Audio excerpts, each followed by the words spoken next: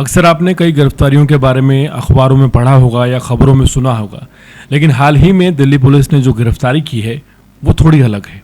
इस कार्रवाई से दो बातें पता चलती हैं। एक कि हमारे देश में हत्या का आरोपी कैसे 35 साल बाद भी आज़ाद घूमता रहा, और दूसरी बात ये जो कि पॉजिटिव है कि अगर कानून कोई अपराध करता है और कानून की गिरफ्त में आता है तो पूरी ज़िंदगी कानून उसका पीछा नहीं छोड़ता। 1989 ये वो साल था जब दिल्ली के कृष्णनगर के ज्ञान पार्क इलाके में एक रामलीला कार्यक्रम के दौरान खून खराबा हुआ, जिसने एक परिवार की ज़िंदगी हमेशा के लिए बदल दी। और इस माहौल के बीच अचानक झगड़ा हुआ जिसने हिंसक रूप ले लिया। इसी दौरान सुशील कुमार उर्फ गुड्डू नाम के युवक ने विवेक नामक व्यक्ति की गर्दन में चाकू मारा। वार इतना घातक था कि मौके पर ही विवेक की मौत हो गई। और यह सिर्फ एक हत्या नहीं थी, बल्कि कानून व्यवस्था को खुली चुनौती थी। हत्या के बाद पुलिस ने कार्रवाई करते हुए आरोपित सुशील कुमार को गिरफ्तार कर लिया। केस चला, गवाह सामने आए, सबूत पेश किए गए और करीब 11 साल बाद साल 2000 में ट्रायल कोर्ट ने उसे दोषी मानते हुए आजीवन कारावास की सजा सुनाई। यह फैसला उस परिवार के लिए थोड़ी राहत लेकर आया था जिसने अपना बेटा खोया था, लेकिन कहानी यही खत्म नहीं हुई। सुशील कुमार ने अदालत से जमानत हासिल कर ली। साल 1993 में वो बेल पर बाहर आ गया था। इसके बाद मामला दिल्ली हाई कोर्ट पहुंचा।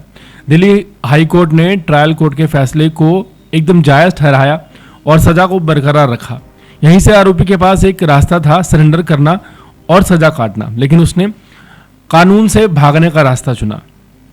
साल 2017 में हाई कोर्ट के आदेश के बावजूद सुशील कुमार फरार हो गया। उसने न सिर्फ अदालत के आदेश की अवहेलना की, बल्कि पूरे सिस्टम को चुनौती दे डाली। बिना किसी हालिया फोटो, बिना स्पष्ट पहचान के रिकॉर्ड्स के वो सालों तक छिपता रहा। इस दौरान पुलिस ने उसे ढूंढने में एक बड़ी चुनौती का सामना किया और फिर असली परीक्षा जो है वो शुरू हुई कानून की। दिल्ली पुलिस की क्राइम ब्रांच को इस पुराने केस की फाइल सौंपी गई। टेक्निकल और पेशेंस के सहारे टीम ने पुराने दस्तावेजों, डिजिटल रिकॉर्ड्स और हाई कोर्ट की अपील से जुड़े कागजों को बारीकी से विश्लेषण किया। और जब कोई फोटो नहीं थी, कोई सीधा सुराग नहीं था, फिर भी जांच जारी रही। आखिरकार एक खास सूचना ने सब कुछ बदल दिया। शनिवार को टीम दिल्ली के शाहदरा इलाके के पश्चिमी ज्योति नगर पहुंची। यहां एक किराए के मकान में छिपा हुआ यह शख्स पाया गया और 35 साल पुराने इस हत्याकांड का फरार आरोपी सुशील कुमार आखिरकार दिल्ली पुलिस के हाथे चढ़ गया। गिरफ्तारी के बाद सामने आया कि आरोपी पहले भी अपराध की दुनिया से जुड़ा रहा था। पुलिस रिकॉर्ड के अनुसार वो लखनऊ में रेलवे संपत्ति चोरी के एक मामले में भी शामिल रह चुका था, यानी कि अपराध उसके लिए कोई नई बात नहीं थी, बल्कि एक आदत बन चुकी थी। ये मामला सिर्फ एक हत्या का नहीं, बल्कि हमारे देश की कानून व्यवस्था की गहराई और गंभीरता का एक आईना है। 1989 से लेकर 2026 तक लगभग 35 साल तक एक केस जिंदा रहा, फाइल बंद नहीं हुई, कोशिशें रुकी नहीं। इस घटना ने दो बातें बिल्कुल साफ कर दी हैं। पहली, कानून से भागना आसान लग सकता है, लेकिन हमेशा के लिए नहीं।